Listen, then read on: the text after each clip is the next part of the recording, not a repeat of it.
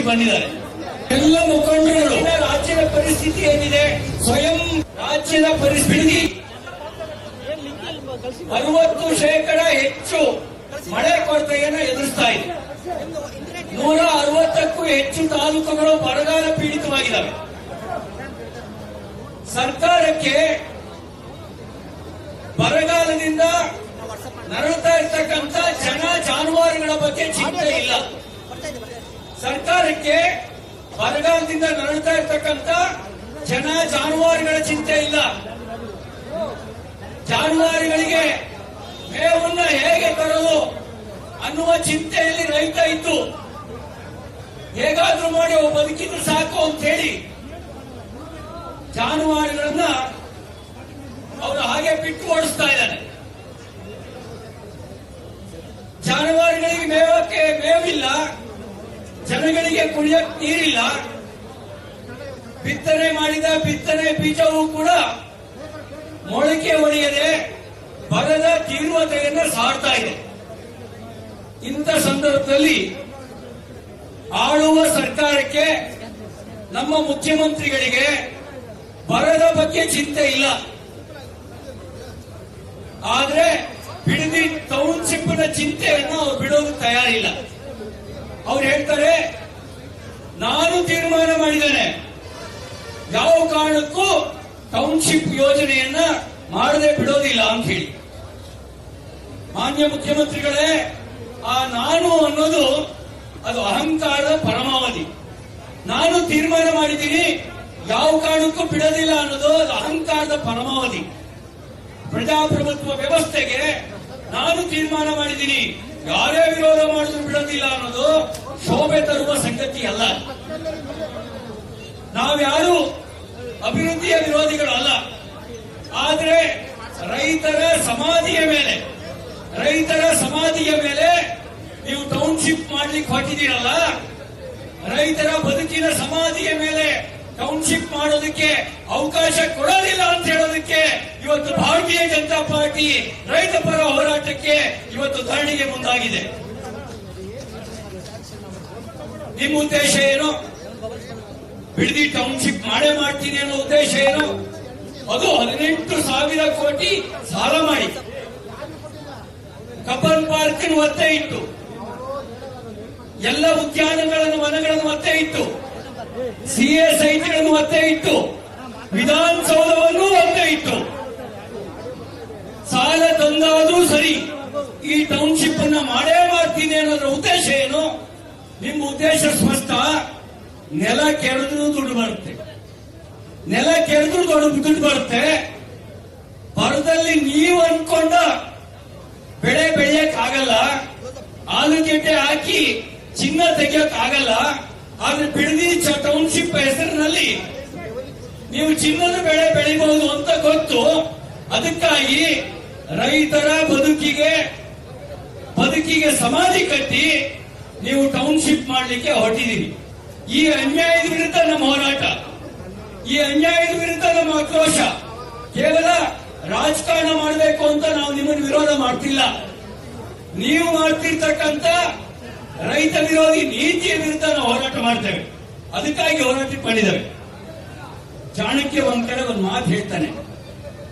ಏನಂತ ಹೇಳ್ತಾನೆ ಅಂದ್ರೆ, ದೊರೆ ವ್ಯಾಪಾರಿ ಆದ್ರೆ ಪ್ರಜೆಗಳು ಭಿಕಾರಿ ಆಗ್ತಾರೆ ಅಂತ ಹೇಳಿ. ಬಹುಶಃ ಕರ್ನಾಟಕ ರಾಜ್ಯದ ರಾಜಕೀಯ ಸ್ಥಿತಿಗೆ ಆ ಚಾಣಕ್ಯನ ಮಾತು ಅನ್ವಯ ಆಗುತ್ತೆ. ಇವತ್ತು ನಾಡಿನ ದೊರೆ ಬರದಲ್ಲಿ ಕಂಗೆಟ್ಟಿರ್ತಕ್ಕಂಥ ರೈತರ ಕಣ್ಣೀರು ಒರೆಸಬೇಕಾದ ದೊರೆ, ಆ ದೊರೆ ಇವತ್ತು ವ್ಯಾಪಾರಿ ಆಗಿಬಿಟ್ಟಿದ್ದಾನೆ. ವ್ಯಾಪಾರಿ ಆಗಿರೋ ಕಾರಣಕ್ಕೆ ಇವತ್ತು ಪ್ರಜೆಗಳು ಭಿಕಾರಿಯಾಗುವಂತ ಪರಿಸ್ಥಿತಿ ಬಂದಿದೆ. ನಿಮ್ಮನ್ನ ಬೀದಿಗೆ ತಳ್ಳಾದ್ರೂ ಸರಿ, ನಾನು ಮಾಡಿಕೊಳ್ಳೋ ವ್ಯಾಪಾರ ಮಾಡ್ಕೊಳ್ತೀನಿ ಅನ್ನುವಂತ ಮನೋಭಾವನೆ, ಆ ಮನೋಭಾವನೆ ಇವತ್ತು ರೈತರನ್ನ ಸಂಕಷ್ಟಕ್ಕೆ ದೂಡಿದೆ.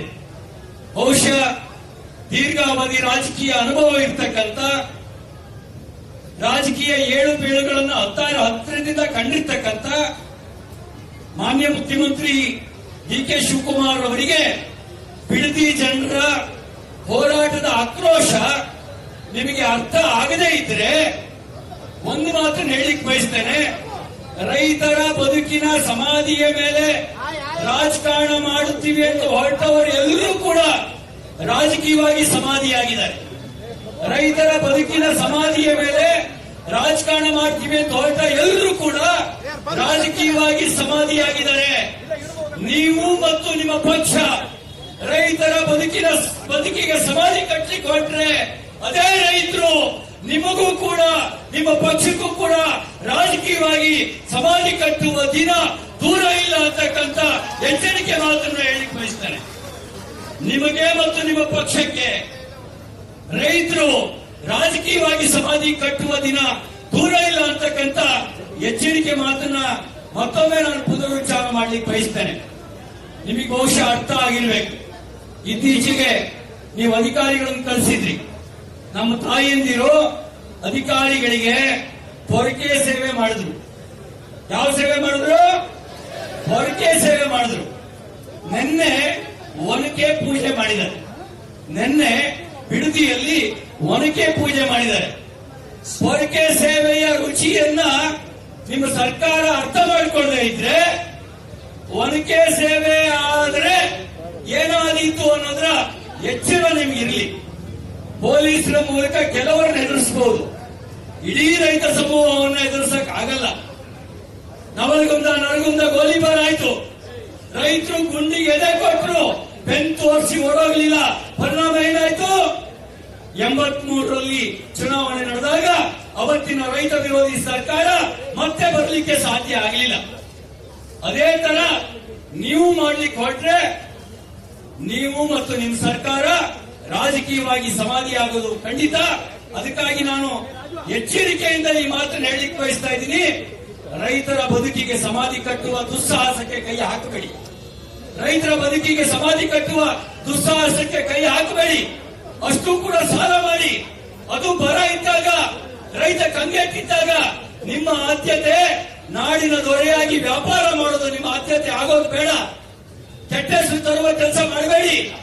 ಕುಲಕ್ಕೆ ಮೂಲ ಕೊಡಲಿಕ್ಕಾಗುವಂತ ಒಂದು ಗಾದೆ ಮಾತಿದೆ. ನೀವು ರೈತ ಕುಟುಂಬದ ಹಿನ್ನೆಲೆಯವನು, ನಾನು ರೈತನ ಮಗ ಅಂತ ಹೇಳಿದಿರಿ.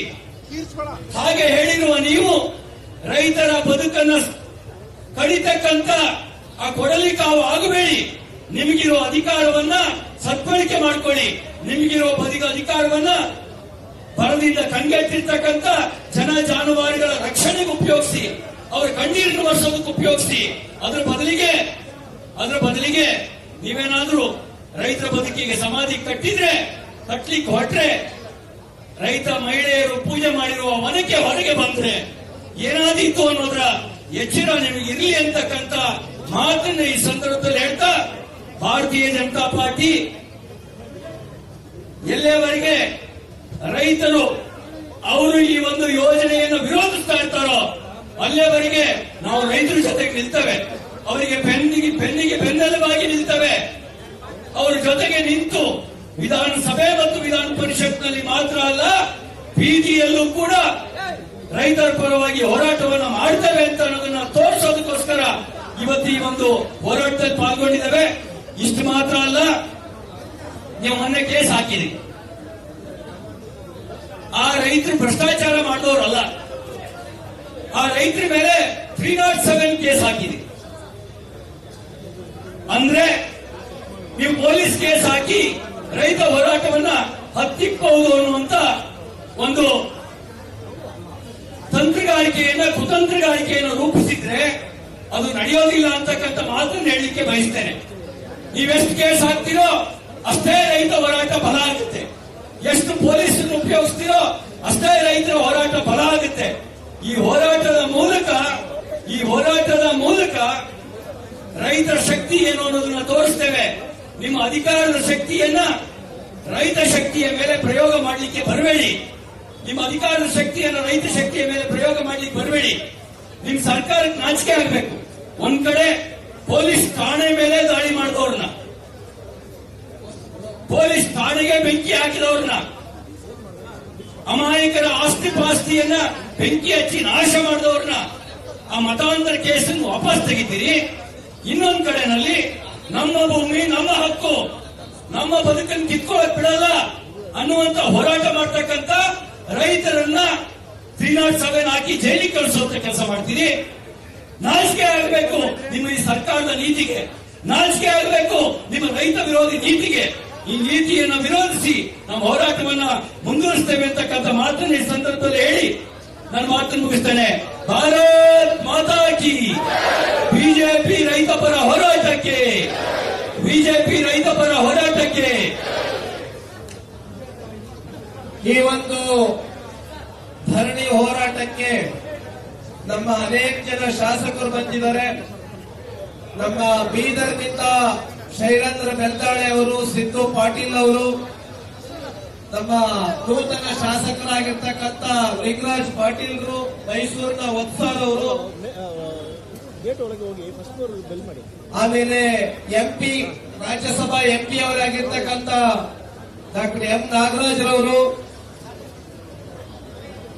ಎಲ್ಲರಿಗೂ ಕೂಡ ನಮ್ಮ ಎಸ್ಟಿ ಮೋರ್ಚಾದ ರಾಜ್ಯ ಅಧ್ಯಕ್ಷರಾಗಿರ್ತಕ್ಕಂಥ ಸಕಲೇಶ್ಪುರದ ಸಿಮೆಂಟ್ ಮಂಜೂರ್ ಅವರು, ಬೈರ್ತಿ ಬಸವರಾಜ್ರವರು, ನಮ್ಮ ವಿಧಾನಸಭೆಯ ಉಪನಾಯಕರಾಗಿರ್ತಕ್ಕಂಥ ಅರವಿಂದ್ ಬೆಲ್ಲದ್ರವರು, ಎಲ್ಲರಿಗೂ ಎಲ್ಲ ಶಾಸಕರು ಮತ್ತು